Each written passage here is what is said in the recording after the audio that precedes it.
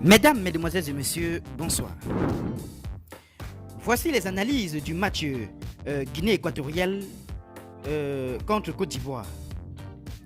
Ce match qui va se jouer en ce jour 22 janvier 2024 à 18h. Les détails sur ce match tout à l'heure.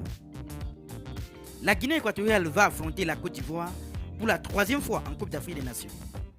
Son record contre un même adversaire dans le tournoi.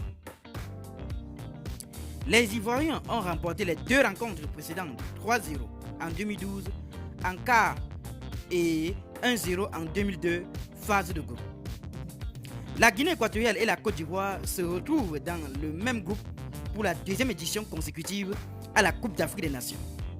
En 2022, elle avait terminé respectivement au deuxième et première place. Après avoir enregistré une moyenne de seulement 0,75 buts par match lors des 16 premières rencontres de Coupe d'Afrique des Nations, 12 buts au total, la Guinée équatoriale a marqué 4 fois lors de sa victoire 4-2 sur la Guinée-Bissau lors de la deuxième journée. Son premier match a plus de 2 buts à la CAN.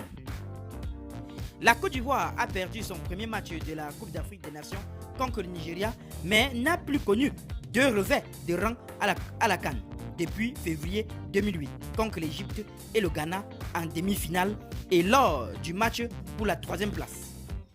Les éléphants n'ont plus perdu 2 matchs en groupe depuis 2002. La Guinée équatoriale n'a perdu que 2 de ses 11 matchs de phase de groupe de la Coupe d'Afrique des Nations. 6 victoires, 3 nuls, même si l'un d'entre eux s'est déroulé lors de la troisième journée en 2012 contre la Zambie et l'autre contre la Côte d'Ivoire en janvier 2022. La défaite 1-0 de la Côte d'Ivoire face au Nigeria lors de la deuxième journée est la première d'un pays hôte en phase de groupe de la Coupe d'Afrique des Nations depuis 2012. Lorsque la Guinée équatoriale s'était inclinée 1-0 face à la Zambie, le seul pays hôte à avoir perdu 2 matchs de groupe sur une édition était la Côte d'Ivoire elle-même en 1984.